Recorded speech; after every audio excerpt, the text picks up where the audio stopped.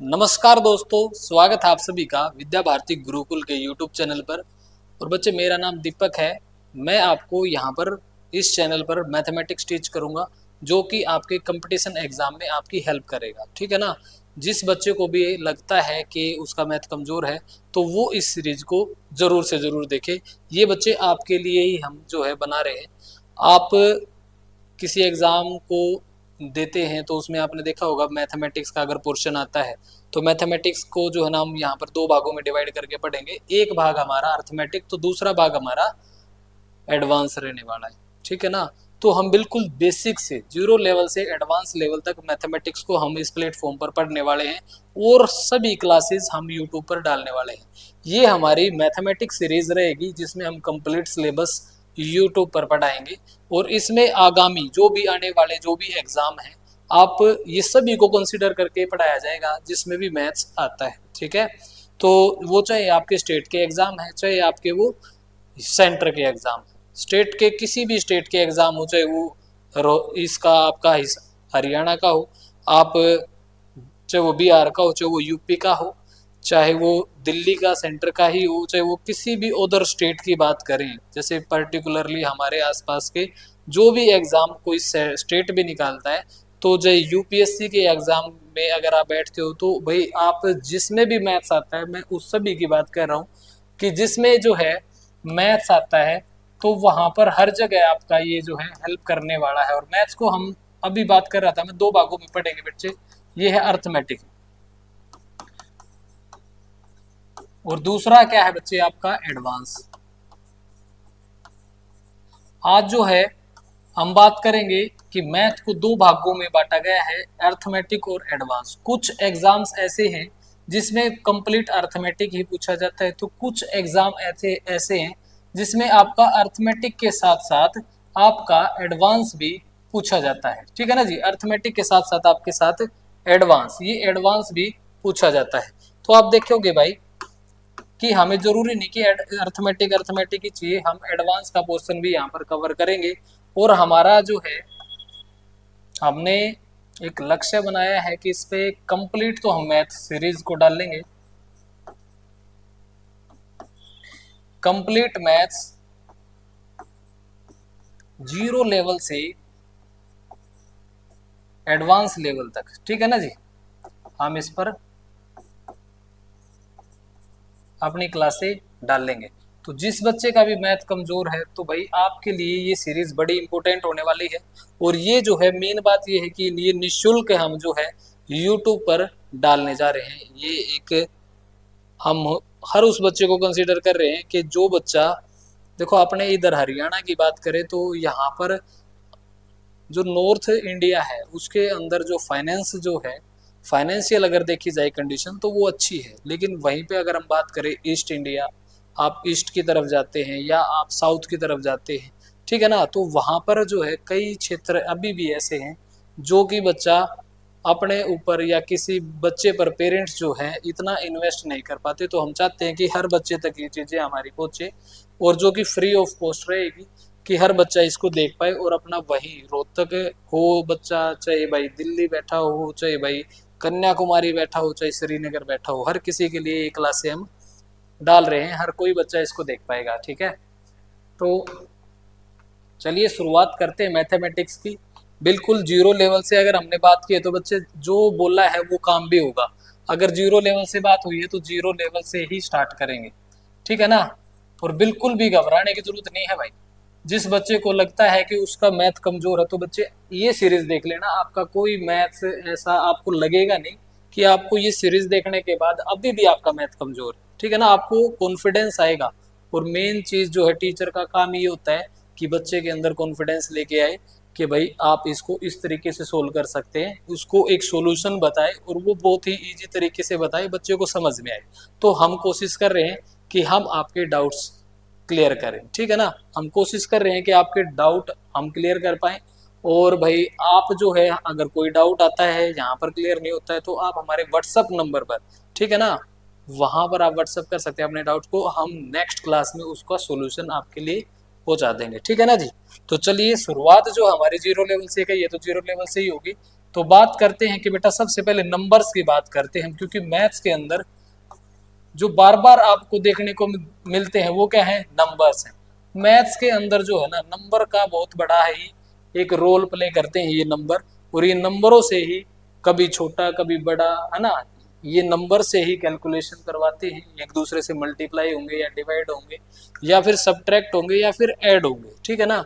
आप देखोगे कि नंबर्स जो हैं वो बात करें तो 1 2 3 4 5 6 7 8 ऐसे आप नंबर्स को पढ़ते हैं, और ये नंबर कहाँ तक है बेटा, इनफाइनाइट तक है, इनका कोई अंत नहीं है। और ऐसे नंबरों को जो शुरुआत 1 से हुई हो, ऐसे नंबरों को क्या बोलते हैं हम, नेचुरल नंबर बोलते हैं। कैसे नंबर, नेचुरल नंबर्स,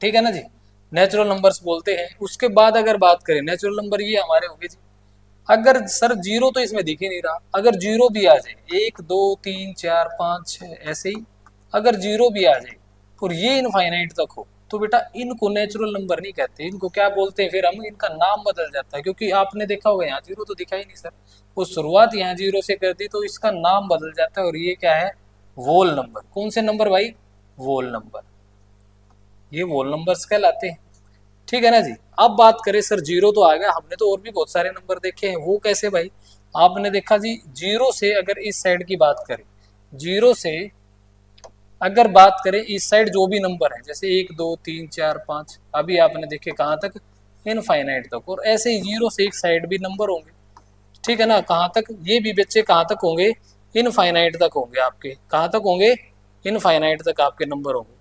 तो यहाँ भी आप देखोगे ये जीरो से इस साइड इनफाइनाइट, लेकिन जीरो से इस साइड जो है सारे नंबर किस में मिलेंगे आपको, माइनस में देखने को मिलेंगे। कैसे नंबर देखने को मिलेंगे, माइनस। तो जीरो से जो भी इस साइड के नंबरों को आपने अभी नाम दिया था, एक क्या नाम दिया था ऐसे नंबरों को, जो 1 से लेकर अनंत तक हो, नेचुरल नंबर। और जो ये यहाँ से यहाँ तक है बच्चे, इनको क्या नंबर नाम दोगे फिर आप, इन सभी को जब आप देखोगे ना, एक जीरो भी ऐड है और ये सारे नंबर्स यहाँ पर आपको देखने को मिल रहे हैं अनंत तक, अनंत तक, कोई नंबर छूटा नहीं, जो कंप्लीट अपने आप में एक परफेक्ट नंबर है वो छूटा नहीं, ठीक है ना। तो इन सभी को क्या बोला जाता है, इंटीजर्स बोला, क्या बोला जाता है बच्चे, इंटीजर्स, इंटीजर्स बोला जाता है। और इधर वालों को पॉजिटिव इंटीजर्स, जबकि इधर वालों को नेगेटिव इंटीजर्स। अब बात करें ये जीरो किस में कंसीडर होगा, ये पॉजिटिव इंटीजर्स होगा या नेगेटिव, ये आज आपका होमवर्क है, ठीक है ना। आज आपको सर्च करना है, चाहे आप भाई नेट पे गूगल पे सर्च करें या कहीं भी सर्च करें। देखो मैं अगर पढ़ाऊंगा तो छोटा छोटा बच्चे काम दूंगा और उस पर आपको काम करना पड़ेगा। ये जो है आपको कमेंट करना है कि जीरो पॉजिटिव इंटीजर्स है या नेगेटिव इंटीजर्स है या सिर्फ इंटीजर्स, ठीक है ना, ये आपको बताना पड़ेगा। तो अभी फिलहाल जो है आपने देखा, नेचुरल नंबर पढ़ लिया, वोल नंबर पढ़ लिया, और उसके बाद हमने इंटीजर्स के बारे में देखा। ये क्यों बता रहा हूँ, ये हर बच्चे को लगभग पता होता है, लेकिन फिर भी बताया जा रहा है, क्यों, क्योंकि हमने वादा किया आपसे कि स्टार्टिंग जो है जीरो लेवल से होगी और अंत जो है इसका एडवांस लेवल पर जाकर के होगा। और एक एक क्लास बड़ी जो है इंपॉर्टेंट रहने वाली है, किसी भी क्लास को मिस ना करें, ठीक है भाई। तो ये आपके 3 नंबर आपने देखे, नेचुरल, वोल एंड इंटीजर्स। इसके बाद आपने देखा सर कुछ नंबर और होते हैं, बात करें वो कुछ नंबर और कौन से हैं जी, तो जी वो नंबर जो है जी ओड भी होते हैं या फिर इवन भी होते हैं सर। तो ओड नंबर कौन से होते हैं जी, जिनको हम 2 से भाग करते हैं और जहां पर रिमाइंडर की बात करें तो remainder not equal to zero आए, ठीक है ना। 2 से भाग करने पर किसी भी नंबर को 2 से भाग करने पर remainder not equal to zero आ जाता है, ठीक है ना। तो आप कहेंगे वो कैसा नंबर है, ओड नंबर। लेकिन बात करें वो कौन सा नंबर, कि वो कैसे नंबर हो, परफेक्ट नंबर हो, अपने आप में कैसा नंबर हो, कंप्लीट नंबर हो, ठीक है ना जी। इसके बाद बात करें इवन नंबर की, तो इवन नंबर में भी सेम है कि 2 से भाग हो, लेकिन अब की बात जो है ना जी, रिमाइंडर किसके बराबर होना चाहिए आपका, रिमाइंडर आपका जीरो के बराबर होना चाहिए, शेषफल यानी बात करें हम किसकी, शेषफल की, शेषफल बराबर किसके हो, जीरो के हो, तो वो कैसा नंबर कहलाएगा, वे इवन नंबर कहलाएंगे, ठीक है ना। यहाँ पर भी कैसा नंबर हो, परफेक्ट, कोई कंप्लीट नंबर हो अपने आप में, ठीक है ना जी, कोई भी पॉइंटों में नंबर ना हो, वो अपने आप में परफेक्ट नंबर हो। तो ये कैसे नंबर कहलाएंगे, इवन नंबर्स कहलाएंगे, ठीक है ना जी। ये कैसे थे जी, ओड नंबर्स। हाँ जी, नहीं, नॉट इक्वल टू जीरो लिखा ना। देखो बच्चे, एक बच्चे ने पूछा है अभी यहाँ पर क्वेश्चन कि जी ये R is equal to one आना चाहिए, तो इसका मतलब क्या है कि बस जीरो नहीं आना चाहिए। दो से भाग होने के बाद आप देखोगे रिमाइंडर दो ही आ सकते हैं, या तो जीरो या वन, ठीक है ना, जीरो या वन। अब जीरो आ नहीं सकता तो इसका मतलब कौन आएगा, वन ही आएगा, ठीक है ना जी, रिमाइंडर दो ही आ सकते हैं। चलिए नेक्स्ट पे आइए। अब जी ओड हो गया, इवन हो गया, ये भी पढ़ लिया, इसके बारे में भी जान लिया। इसके अलावा भी कुछ नंबर होते हैं, वो नंबर है जी एक तो रैशनल। रैशनल नंबर की बात करें बच्चों, रैशनल नंबर आप देख पा रहे हो, एक रेशो वर्ड जो है, रेशो नाम का वर्ड इसी रैशनल से ही बना है। और रेशो का मतलब क्या होता है, जिसको आप पी बाई क्यू की फॉर्म में लिख सकते हैं। किसके फॉर्म में लिख सकते हैं, पी बाई क्यू की फॉर्म में। और एक कंडीशन और है, जहां पर क्यू की वैल्यू क्या नहीं होनी चाहिए बेटा, जीरो नहीं होनी चाहिए क्यू की वैल्यू। क्योंकि क्यू की वैल्यू किसी भी नंबर के नीचे अगर जीरो आ जाएगा तो वो नोट भी कांट बी डिटरमाइंड बन जाता है। क्या बन जाता है, कांट बी डिटरमाइंड, उसका आंसर नोट डिफाइन हो जाता है जी, ठीक है ना, हम डिफाइन नहीं कर पा रहे। तो बच्चे इसलिए यहाँ पर एक कंडीशन है कि वो रेशनल नंबर कहलाएंगे जिसको आप पी बाई क्यू की फॉर्म में लिख सकते हो। हम बोले सर क्या रेशनल नंबर, ये सारे नेचुरल नंबर को रेशनल नंबर लिख सकते हैं? तो आप देखोगे रेशनल नेचुरल नंबर कौन से थे, एक दो तीन चार थे जी। आपने देखा क्या ये रेशनल नंबर बोल सकते हैं हम इसको? तो बच्चे हम बोल सकते हैं इनको रेशनल नंबर। ये कहेगा क्या ये तीन जो है सर ये रेशनल नंबर है? हम कहेंगे हाँ जी बिल्कुल है। बोले वो कैसे, प्रूव करो सर। हम तीन को तीन बटा एक भी तो लिख सकते हैं, देखो जी लिख दिया पी बाई क्यू की फॉर्म में, यस और नो। हम तीन को तीन बटा एक भी तो लिख सकते हैं। और देखोगे यहाँ पर क्यू किसके बराबर आया, क्यू जीरो के बराबर भी नहीं है सर, और जीरो के बराबर भी नहीं है, तो ये तो कंडीशन सेट होगी, कंडीशन सेट होगी तो ये किसके अंदर आ गया, रेशनल नंबर के आ गया। रेशनल नंबर के अंदर क्या होता है, जो फ्रैक्शन में नंबर लिखे हो, कैसे हो जी, या तो नंबर फ्रैक्शन में बोलेगा, फ्रैक्शन में नंबर होंगे वो भी रेशनल नंबर कहलाएंगे। या फिर आप देखोगे कि कोई सिंगल भी अगर कोई नंबर देगा, सिंगल भी अगर कोई नंबर देगा तो आप जो है उसको भी रेशनल नंबर बोलेंगे। क्योंकि सिंगल नंबर कोई भी हो सकता है, चार है, सात है, नो है, कोई भी नेचुरल नंबर उठा के दे देगा। तो क्या पूछेगा कि क्या ये रेशनल नंबर है? हम कहेंगे है जी, है जी, है। बोले वो क्यों? बोले चार बटा एक लिखा जा सकता है जी इसको, इसको सात बटा एक लिखा जा सकता है, इसको नौ बटा एक लिखा जा सकता है, वैल्यू भी चेंज नहीं हो रही। और इसको पी बाई क्यू की फॉर्म में लिख दिया, और जहां पर Q not equal to zero भी है तो कंडीशन सेट होगी, तो ये कैसे नंबर हो गए जी, रेशनल नंबर भी हो गए। ओके जी। आप देखोगे रेशनल के बाद एक और नंबर देखने को मिलता है, उसका नाम है इरेशनल, इरेशनल नंबर।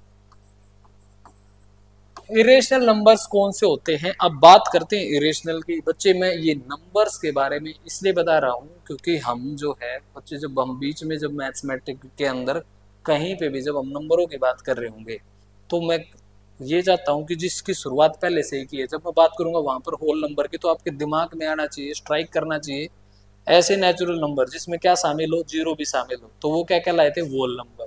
अगर मैं नेचुरल नंबर की बात करूं तो आपको पता होना चाहिए कि नेचुरल नंबर में एक से लेकर अनंत तक के सारे नंबर काउंट होंगे, ठीक है ना। तो इसीलिए मैं एक बार आज क्लास में ये चीजें डिस्कस करूंगा, उसके बाद जो है हम इसको आगे बढ़ाएंगे।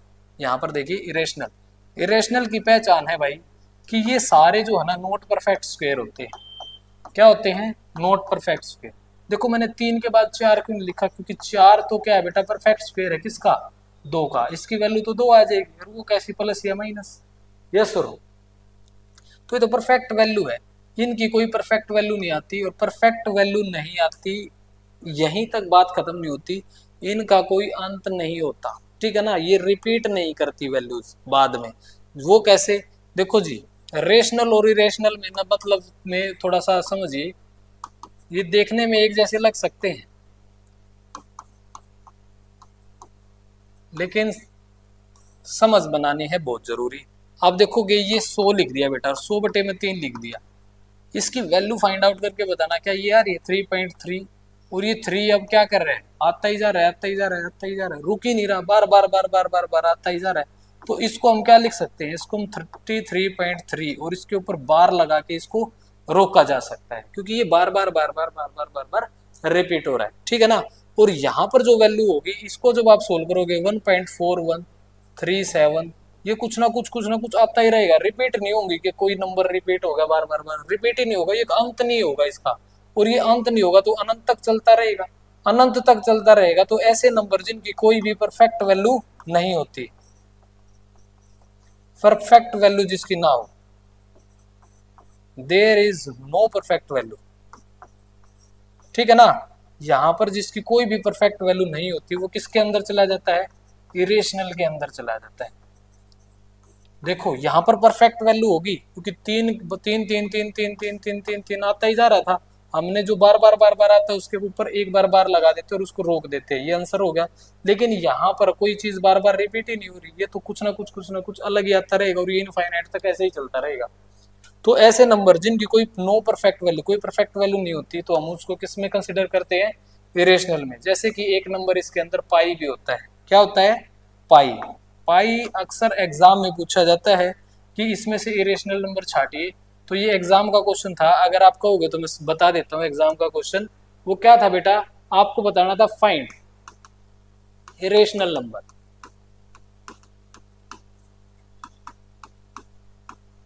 फाइंड इरेशनल नंबर, और आपका ऑप्शन ए था, बी था, सी था और डी था। आप देखोगे यहाँ पर लिख रखा था 22/7, यहाँ पर लिख रखा था ऑप्शन नंबर बी 180 डिग्री, और यहाँ पर लिखा हुआ था बच्चे 3.14, ठीक है, और यहाँ पर लिखा हुआ था पाई। तो इसमें से इरेशनल नंबर देखो, पाई की वैल्यू ये लिखते हो, पाई की वैल्यू ये लिखते हैं, पाई की वैल्यू ही ये लिखते हैं, लेकिन ये हम लिखते हैं, लेकिन पाई की वैल्यू आज तक फाइंड आउट नहीं की गई है। इसीलिए जिसकी वैल्यू कोई फाइंड आउट ही ना की गई हो, जो परफेक्ट वैल्यू हो ही ना, आज तक जिसको फाइंड ही ना किया गया, वो कैसा आ गया, इरेशनल नंबर। तो ये इरेशनल नंबर नहीं है, ये तो हम मानते हैं, ये होते थोड़ा ही ना है। तो ये आपका इरेशनल नंबर कहलाएगा जिसकी कोई परफेक्ट वैल्यू नहीं है, ठीक है ना जी, कोई परफेक्ट वैल्यू नहीं है। तो ये किस में आ गया भाई, इरेशनल नंबर में आ गया। तो ये चारों ऑप्शन इसी के आंसर थे देखा जाए तो, जिनको हम कंसीडर करते हैं। लेकिन रियल में अगर बात करें इरेशनल नंबर कौन है, पाई, ठीक है ना भाई। ये CHSL का क्वेश्चन था, CHSL SSC कंडक्ट करवाती है, तो SSC के अंदर पूछा गया क्वेश्चन था भाई, ठीक है ना। चलिए आगे करते हैं, आगे चलते हैं। तो यहाँ पर आप जो है नंबर्स के बारे में आपने जाना, एक और नंबर है आपका जिसको बोलते हैं prime number. Prime number, number तो बहुत सारे, कंपोजिट नंबर है ना, दिस दैट, लेकिन जो है ना सब इसी में आ जाएंगे, फिर जो है ना आपके इन्हीं नंबरों में कवर हो जाएंगे वो सब। लेकिन फिलहाल प्राइम नंबर को भी समझना जरूरी है। प्राइम नंबर जो है इसके अंदर एक क्वालिटी है, क्या क्वालिटी है बताइए भाई, क्वालिटी इसके बारे में। इसकी क्वालिटी क्या है, इसके दो फैक्टर होंगे, कितने फैक्टर होंगे, देयर आर 2 फैक्टर।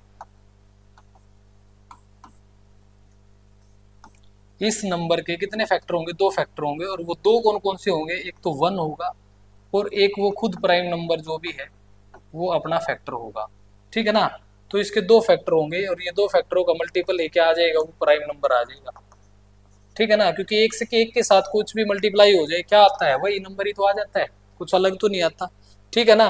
तो आप देखेंगे क्या एक प्राइम नंबर है, आपको बताना है, प्राइम नंबर ढूंढने हैं। क्या ये प्राइम नंबर है, मैं 2 लिख रहा हूँ, 3 लिख रहा हूँ, 4 लिख रहा हूँ, 5 6 7, यहीं तक के आप प्राइम नंबर बताइए, क्या ये प्राइम नंबर है, क्या इसके 2 फैक्टर हैं। आपको सिर्फ चेक करना है इसके 2 फैक्टर, एक तो 1 हो गया और दूसरा फैक्टर इसके पास है ही नहीं, ठीक है ना, तो ये प्राइम नंबर नहीं है। आगे आप देखोगे इसके एक तो होता ही है, इसका दूसरा फैक्टर 2 है, तो ये एक प्राइम नंबर है, ठीक है ना जी। ये कैसा नंबर हो गया, एक प्राइम नंबर, और तो कोई तीसरा फैक्टर इसका है नहीं। आगे आप देखेंगे इसका भी एक फैक्टर तो एक तो है ही, उसके साथ ये खुद नंबर, हमने लिखा था एक तो एक होगा और एक ये खुद नंबर होगा, तो ये भी कैसे कंसिडर कर दिया भाई, प्राइम नंबर है। आप देखेंगे इसका एक फैक्टर है, इसका दूसरा फैक्टर 2 भी है, इसका एक और फैक्टर ये 4 खुद भी है, तो ये प्राइम नंबर नहीं हुआ। हमने पढ़ा था कि कितने फैक्टर होते हैं, सिर्फ 2, ओनली 2 फैक्टर्स, ठीक है ना, ओनली 2 फैक्टर होने चाहिए भाई प्राइम नंबर में। तो ये 2 से ज्यादा फैक्टर हैं तो ये प्राइम नंबर नहीं है। ये प्राइम नंबर है क्या, इसका एक फैक्टर तो 1 है, दूसरा इसका खुद 5 ही है, तो ये प्राइम फैक्टर हो गया। तो आप बताइए क्या ये होगा, क्या ये होगा, आपको आज ये 100 तक के चेक कर लेने हैं, ठीक है ना भाई। आज आप 100 तक के सभी प्राइम नंबर्स को चेक करके बताइए कि 100 तक कितने प्राइम नंबर है, 1 to 100 तक, ठीक है ना, 1 to 100 फाइंड प्राइम नंबर।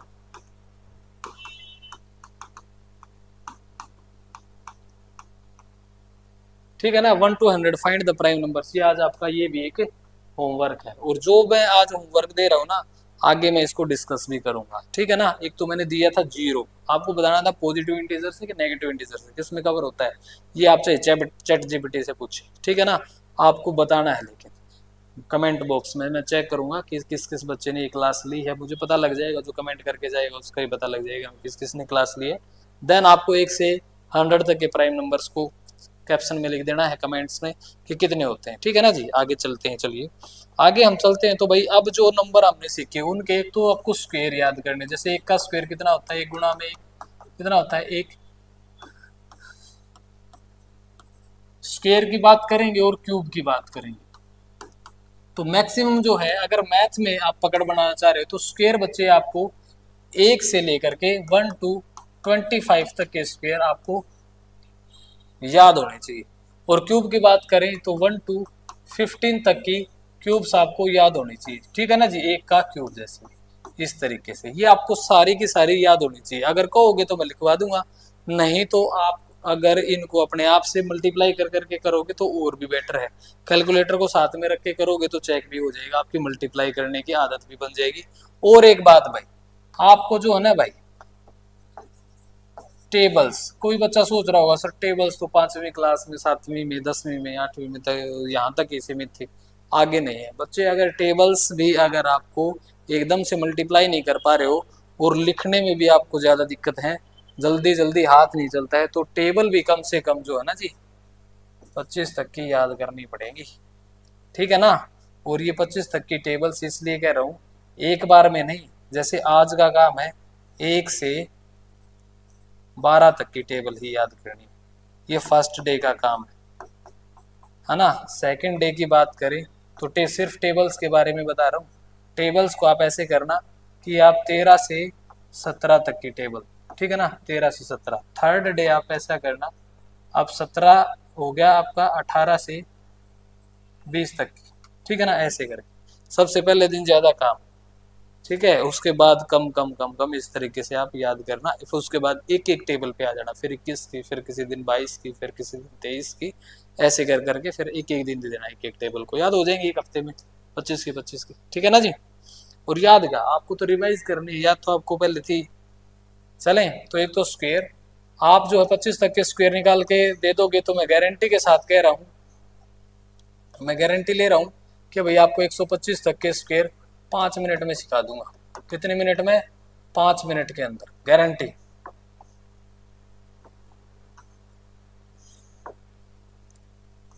एक 125 तक के स्क्वायर कितने मिनट में? 5 मिनट, गारंटी। ठीक है। अगर आप ये टेबल याद कर लोगे, आपने अगर 12 तक की भी टेबल कर दी तो भी गारंटी कह रहा हूँ, 100 तक की टेबल अप टू 100 तक की टेबल 5 मिनट में लिखनी सिखा दूंगा, 5 मिनट के अंदर। ठीक है ना, 5 मिनट के अंदर 100 तक की टेबल लिखनी सिखा दूंगा। ठीक है ना भाई। तो आपको जो काम दिया गया है आप वो करते रहिए। देखो इम्प्रूवमेंट तभी आएंगे जब आप चाहोगे, आप चाहोगे तो आपको काम करना पड़ेगा। ये काम करोगे तो इम्प्रूवमेंट डायरेक्टली आपको मिलेंगे ही मिलेंगे, इसका फल आपको मिलेगा भाई। ठीक है। तो आज ज़्यादा ना पढ़ के आज सिर्फ छोटी मोटी यही बात हमने की है, क्योंकि इसकी शुरुआत हो चुकी है और ये शुरुआत बेहतरीन हुई है तो हम इसको अंत भी बिल्कुल बेहतरीन देंगे। ठीक है ना भाई। आज की क्लास हम यहीं पे ओवर कर रहे हैं, जो आपको काम मिला उसको आपको कंप्लीट करना है, बाकी हम बच्चे कल मिलेंगे शाम को इसी टाइम। ठीक है, थैंक यू भाई।